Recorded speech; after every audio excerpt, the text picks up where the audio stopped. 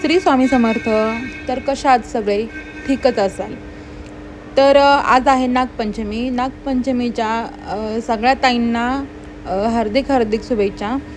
तर आज सकाळ सकाळ बघा 6चं टायमिंग आहे आणि मस्त असा थोडं थोडं उजाडायला लागलं होतं आणि आमच्या काळ्या आईने हिरवागार शालू असा नेसून मस्त हिरवगार सगळीकडं झाले आणि खाली आमची भाताची शेती आहे आणि सकाळ सकाळ एवढं छान वाटतं ना इकडं पाहिला, खिडकीतनं पाहिलं तरी एकदम मन प्रसन्न होतं. आणि आंघोळ वगैरे करून मस्त आता म्हटलं पहिलं तुळशीला पाणी द्यावं, कारण सूर्य उगवायच्या आधी तुळशीला पाणी दिलेलं खूप छान असतं. म्हणजे असं म्हणतात की सूर्य उगवायच्या आधी जर तुळशीला पाणी गेलं तर त्याचं काही वेगळंच पुण्य लागतं. तर तुळशीत बघा इथं झेंडूचं रोप आम्ही जे फुलं वाहतो झेंडूचे त्याचं बी उगून इथंच झाड तयार झाले. तर मम्मी बोलली राहू दे तुळशीला, इथंच ताजे ताजे रोज फुलं होती. म्हणजे झाड तुळशीत असल्यामुळं. पण ते मला असं वाटतं की बहुतेक तुळशीला हे व्हायला थोडंसं त्रास करण मोठं व्हायला, पण स्पेस भरपूर असल्यामुळं म्हणलं राहू द्या थोडा दिवस, बघू कसं काय होतंय काय. जर तसं काही वाटलं तर मग काढून टाकता येईल. तर सकाळ सकाळ बघा एवढं छान एवढं शांत वातावरण, असं थोडा रिमझिम पाऊस येऊन गेलेला आणि नुकतंच उजाडायला लागलेलं. एवढं छान वाटतं असं सकाळ सकाळ बाहेर पाहिला.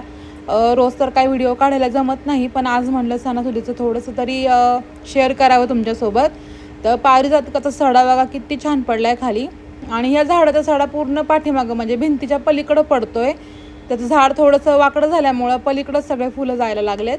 तर म्हणलं ठीक आहे, काय हरकत नाही, आपल्या पुरतं देतात ना अलीकडं, मग बस झालं. अलीकडं पडले काय आणि पलीकडं पडले काय, असं करून मस्त असं लगेच इकडं तिकडं चहाची तयारी करण्याची सुरूच होती माझी. मस्त गवती चहा असा तोडून घेतला.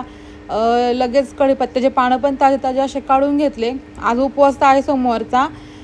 आहोंना पण आणि मला पण सोमवार आहे, पण म्हणलं मुलांना डब्याला भेंडी वगैरे करायची होती म्हणून पटकन असं कढीपत्ता काढून घेतला आणि स्वयंपाकाच्या तयारीला लागले. तर मस्त भेंडी बघा शेतातनं रात्रीच काढून आणली होती मम्मीनी 5-6च्या टायमिंगमध्ये. आणि रात्रीचा साबुदाणा जर भिजायला घातला तर एवढा छान फुगतो आणि खिचडीने त्रास पण नाही होत पोटाला. छान म्हणजे एकदम सॉफ्ट आणि मऊ होते. तर मस्त पटपट आवरलं, मुलं शाळेतही गेले आणि लगेच मी इथं तयारी केली वारुळ्याला जाण्याची.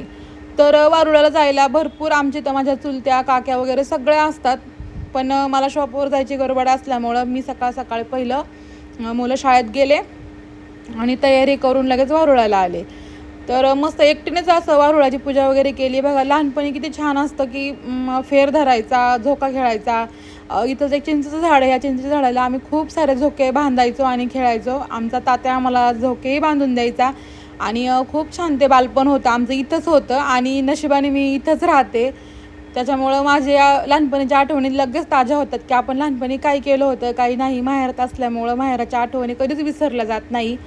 आणि मस्त असं पूजा वगैरे केली. बघा वारुळ पण खूप छान आहे, मोठा आहे, आमच्या सारणीवरच आहे बांधावरती.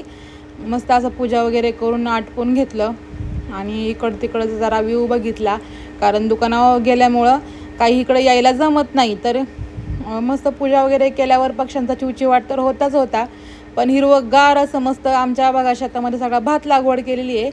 आणि चला व्हिडिओ आवडला तर नक्की लाईक करा. बाय.